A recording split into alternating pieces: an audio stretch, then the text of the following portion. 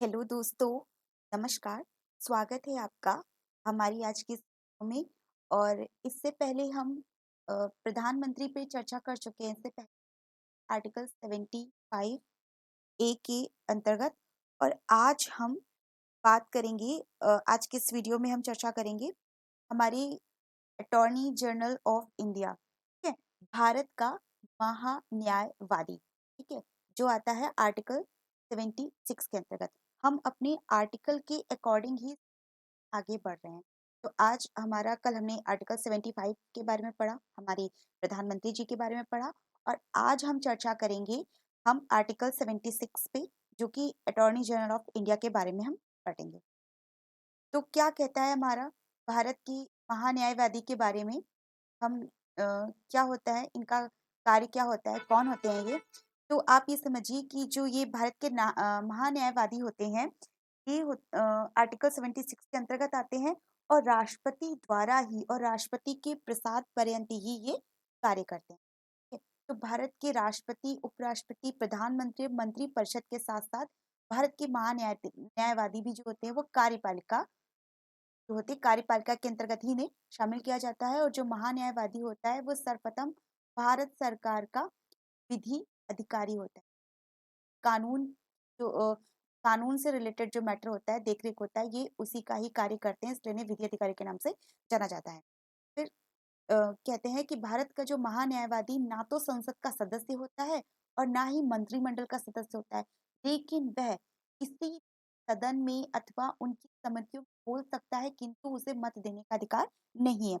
मत देने का अधिकार इसीलिए नहीं है क्योंकि उन्होंने संसद के किसी भी सदन की सदस्यता नहीं ली है, इस वजह से वो जो है मत देने का अधिकार नहीं रखते हैं। ठीक है। फिर अगला पॉइंट हमारा क्या कहता है? अगला पॉइंट क्या कहता है कि महान्यायवादी की नियुक्ति कौन करता है? राष्ट्रपति करता है। ठीक।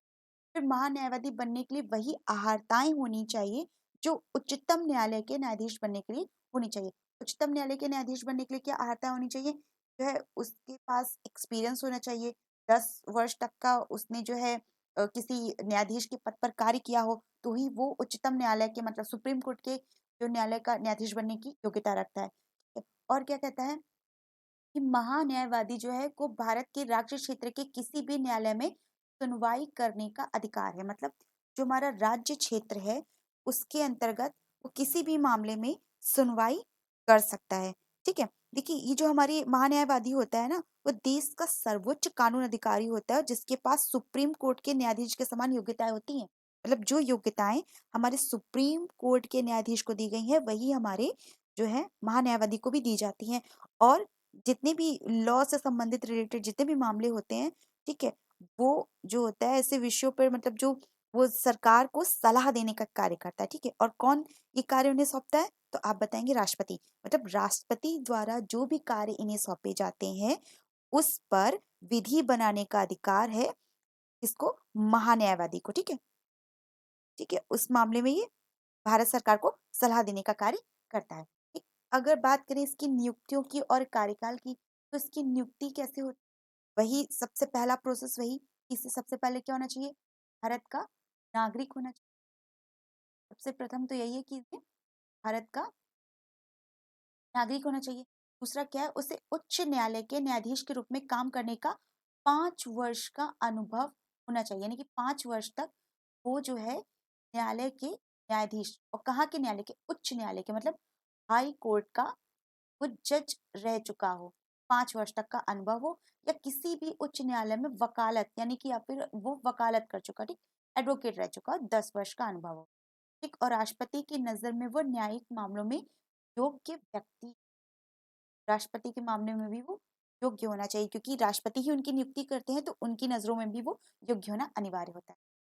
इनके कार्यकाल की बात करें तो अनुच्छेद 74, मतलब 76(4) में बताया गया है कि वे राष्ट्रपति के प्रसाद पर्यंत ही कार्य करते हैं और भत्ते को भी वही प्राप्त करेगा जो राष्ट्रपति तय करता है। इसी बात होती है। अब प्रसाद पर्यंत कार्य करने का ये अर्थ नहीं होता है कि राष्ट्रपति जी जब चाहें तब उन्हें अपने पद से हटा दें। पद से हटाने की जो होती है वो बस वही योग्यता होती है कि मतलब या तो वो अपने कार्य को ठीक तरह से ना करें, या फिर उस जो मतलब जिस कार्य में वो प्रवीण है, या फिर वो स्वयं ही अपना त्यागपत्र दे दें। बस 2 ही रीजन हो सकते हैं। ऐसे नहीं कि किसी को भी मनचाहा तब पद से हटा दिया, ऐसा नहीं होता। फिर महान्यायवादी की अगर शक्तियों की बात करें तो इनकी शक्तियां क्या होती हैं?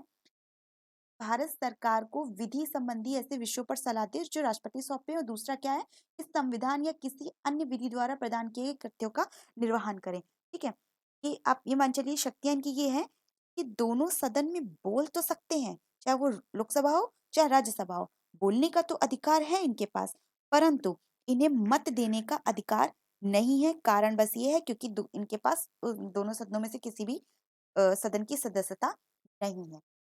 अब इनको राष्ट्रपति के द्वारा कौन-कौन से कार्य सौंपे जाते हैं, इस पर भी चर्चा कर लेते हैं कि भारत सरकार से संबंधित मामलों को लेकर उच्चतम न्यायालय में भारत सरकार की ओर से पेश होना। भारत सरकार से जो संबंधित मामले होते हैं उच्चतम न्यायालय में भारत सरकार की ओर से पेश होना। दूसरा क्या है, संविधान के अनुच्छेद 143 के तहत राष्ट्रपति के द्वारा उच्चतम न्यायालय में भारत सरकार का प्रतिनिधित्व करना। आप ये जो अनुच्छेद है 143 याद रखिएगा, ये इम्पोर्टेंट है। एग्जाम के अगर से देखा जाए तो ये बहुत इंपॉर्टेंट अनुच्छेद है 143। क्या है कि राष्ट्रपति के उच्चतम न्यायालय में भारत सरकार का प्रतिनिधित्व करना। 143, भारत सरकार से संबंधित किसी मामले में उच्चतम न्यायालय में सुनवाई का भी इन्हें अधिकार होता है। ठीक है, तो ये जो वो सब शक्तियां हैं जो इन्हें सौंपी गई हैं। और अगर हम बात करें इनके पद की समाप्ति की, तो इनके पद की समाप्ति कैसे हो सकती है, इनका कार्यकाल कैसे समाप्त किया जाता है? अगर हम बात करें कार्यकाल समाप्ति की, अगर हम बात,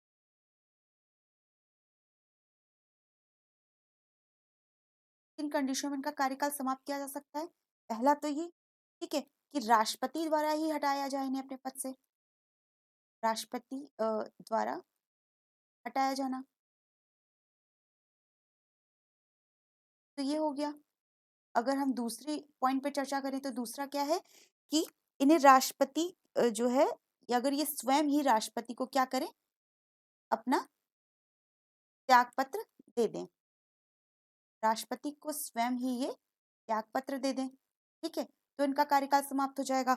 और क्या है, क्या ये मंत्री परिषद द्वारा ही